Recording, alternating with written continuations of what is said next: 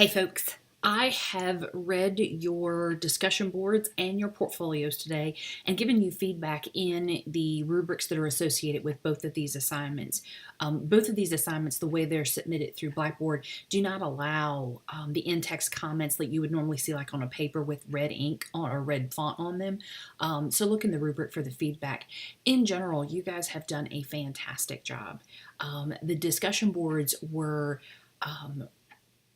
intentionally thoughtful.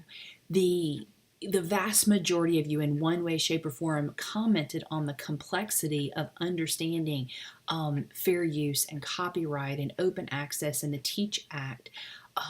If you went through this process and you looked at those four terms and you really spent some time thinking about it and you felt really overwhelmed with trying to understand it and then wondered if you were going to be arrested because you didn't follow those guidelines previously, welcome to the club.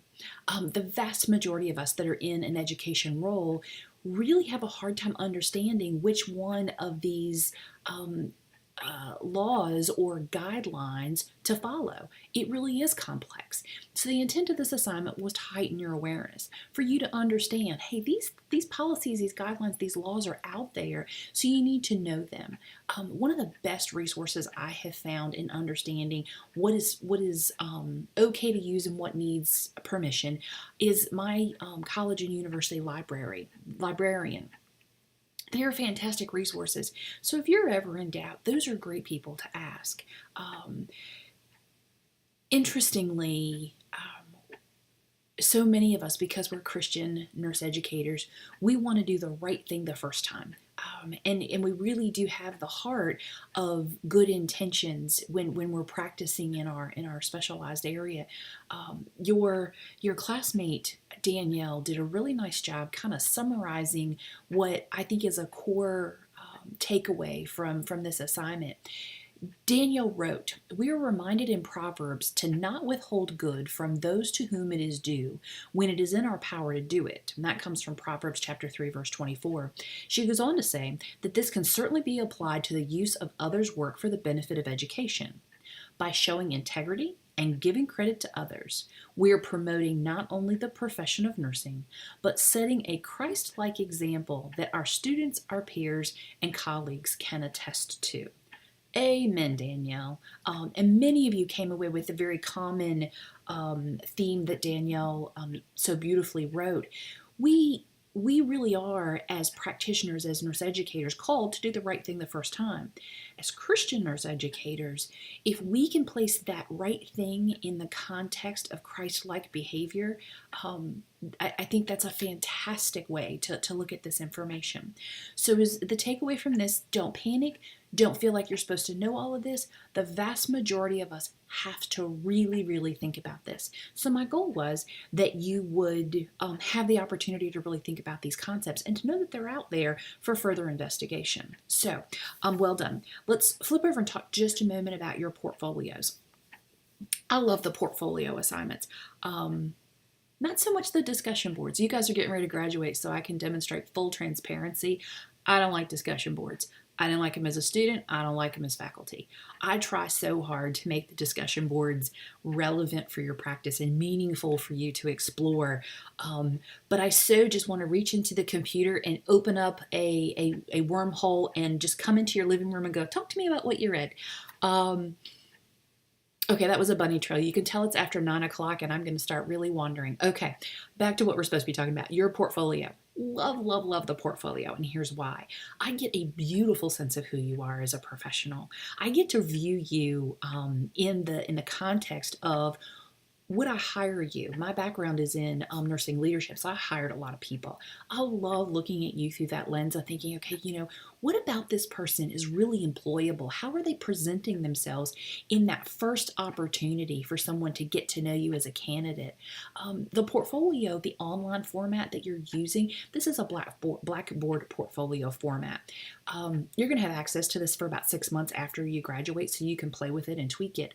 Know that there are other portfolio tools out there and that many employers are moving to either their own platform for portfolios or accepting online links to portfolios for promotion and for employment. So getting comfortable with this, really understanding what it means to make a portfolio more than a repository is so important, because this is where we're headed, folks. I have a beautifully formatted CV. I cannot tell you how many times I have copied and pasted from my CV into an online portfolio. And I really just want to, like, once again, tap the computer and go, please just take this. So know that this is out there. I know this feels a little tedious because it's a new platform and it's new information for you, or new technology. Play with it. Be intentional about it.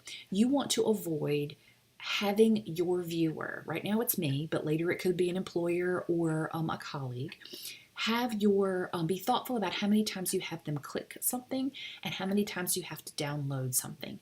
Think about your own experience when you go to a website. Then you open the website and you're like, oh, there's an article I want to read.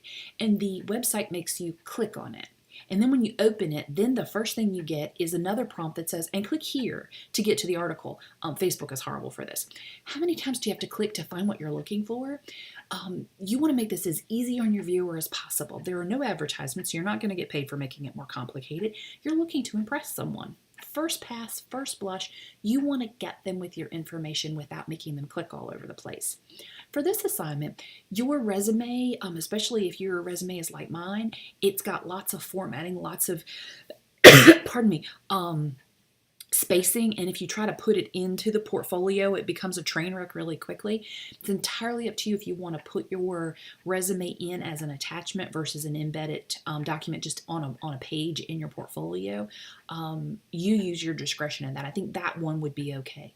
But your philosophy, your work experience, the part 2, your goals and objectives, those kinds of things, they should be on a page, not downloadable documents.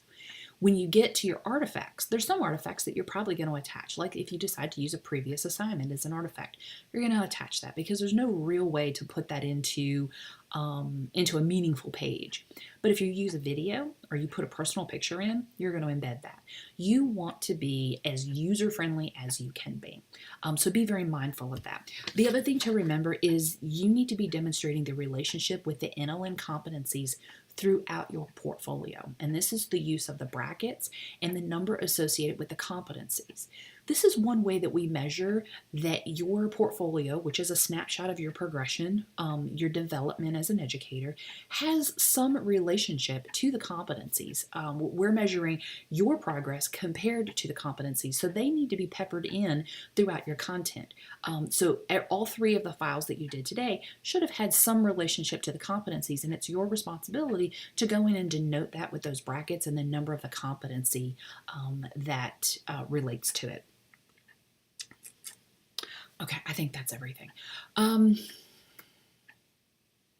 Okay, let's switch gears and talk real quick about the integrative literature review next week. I know I gave you the Spark video, and then I sent you the link about the how to do a PICO, some takeaways. Your integrative literature review needs to be related to the nurse educator in some way. If you develop your PICO question and your PICO question is targeting patients, you have not developed a research question related to the nurse educator role. Remember, our population as nurse educators are other nurses, not patients. Now, just to clarify, I know that a huge role in nursing is educating our patients, but it's nursing. It's staff nursing that educate your patients. As the nurse educator, it's your job to teach those nurses how to educate their patients, or teach novice nursing students how to provide safe patient care. Wherever you are on the spectrum of nursing education, whether it's an academic environment or hospital environment, our population, the people that we are teaching, are nurses in some way, shape, or form. So make sure that as you develop your PICO question that you're comparing 2 things and that you are focused on the outcome that is related to a nurse educator. Remember that your part 1 is your blueprint to where you will look for data, what parameters, what limits you're going to use with your data and how you're going to go through that methodical process of finding what you're looking. What are your key search terms? What are your Boolean phrases? How are you going to go through the process? When you go through your literature review, you're going to find articles that are related to your topic, that are related to your PICO question. You want to be able to follow the process from part 1 to find your articles in part 2. If you write part 1 about your blueprint and you tell me all the places you're going to look for your articles, and you tell me the keywords you're going to use and the year parameters and the languages, and you do all that, but then you go into part 2 and you open up the literature and you go start searching randomly through PubMed, you're not following the methodical, thoughtful process that you've established in part 1. Part 1 is so important, and I promise you, if you struggle with this, you and I will walk through it and you will redo it, because you cannot start part 2 if part 1 is not scripted enough to guide your research. You want a predictable outcome, and how you do that is by making sure you've put in enough detail about your footprints through the literature so that I can come behind you and go, this is what they did, and I can find similar results. I hope that makes sense. Be thoughtful about this. Take your time. It's not a crazy long piece of writing. You should only have like 2 or 3 pages. Probably closer to 3, because you need to give a good intro and then tell me your blueprint, but not much more than that. So it's the thinking behind this part that's so important. And if you get turned around, I will help you get turned right, but just know that you're going to have to get it right. Okay, I can't think of anything else to say. As you can see over, let's see, my right, your left shoulder, Madeline the Super Beagle has flipped herself upside down in the chair. It is only 9:16 in Rowan. I had to think about it. And she is absolutely useless, which makes me very, very envious. I went and saw y'all's, I just became very Virginia, me and my y'all. Welcome introduction to the course. I read it a couple days ago, but then didn't have time to really process it. So I went through them again. It is so cool when we wind up with so many people from Virginia, some sisters in North Carolina, and then we have the outliers from, I think it's Alabama, California, and Texas, and then one in Pennsylvania. So for those of you that do not have the pleasure of the absolutely psychotic weather in central United States, well, I guess it's Atlantic United States, Eastern, blink and it'll change. So please don't be envious of what we're experiencing right now. We have winter one day, fall another. I promise you, summer will be back before Christmas. So for those of you that do not get to be very, very close neighbors, please consider making the trek to graduation anyway. We are well worth the visit. Liberty is absolutely beautiful at Christmas time. They decorate with lights everywhere. They pipe in Christmas music. So as you're walking through campus through the holidays, normally when we come back from Thanksgiving, the wreaths are up, the trees are decorated, and it's just absolutely beautiful. So, okay, I'm wondering. I hope you guys have a good night. Touch base and let me know if you have questions or concerns. I am here and I am praying for you. Let me know how I can help you. Y'all take care.